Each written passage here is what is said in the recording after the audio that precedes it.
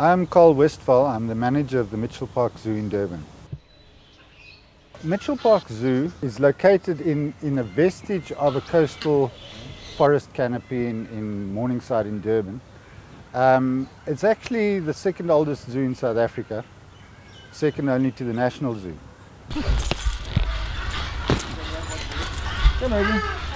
I came down from Joburg Zoo where I was a keeper, and suddenly I had to be the vet nurse, the manager, everything else. So it has been fun, but it's been a lot of hard work. Oviduct opening. If it was a male, there'd be a little penis that pops out. So that's a female. This one, this one's fresher. As you can see, the inside is completely liquid. So this egg is actually no good. Any abnormalities like illnesses, breeding, problems with the cage, those have to be reported back, because there are then crews and work programs that'll sort that out.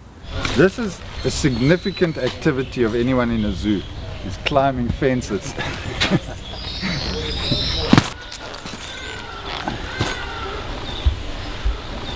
You've got a chick underneath.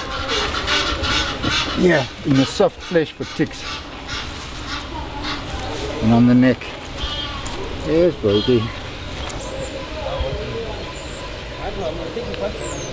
In things like tortoises, where they've got hidden crevices of soft skin inside the shell, quite often you find ticks burrowing in there. And if it's not constantly managed and checked for, they can actually proliferate and cause blood diseases and so on.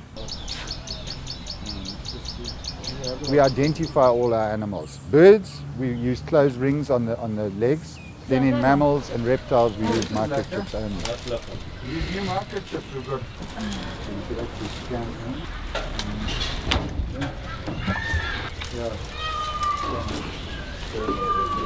I think that's a young one. That's a stop cat. Bambula. Oh, I actually caught it right.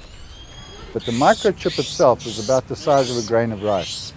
And we buy them inside a hypodermic needle. The size of a needle?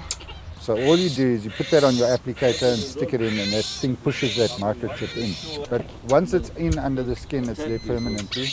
And with a reader, you can then scan the animal and pick up its number. And that's a unique number. The striped weasel is a strange little animal. It's heavily used by the indigenous population for shamanistic preparations.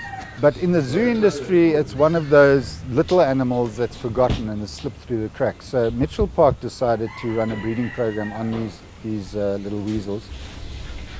Because they're nocturnal animals, we actually had to convert, this used to be an aquarium. We had to convert this to a night house.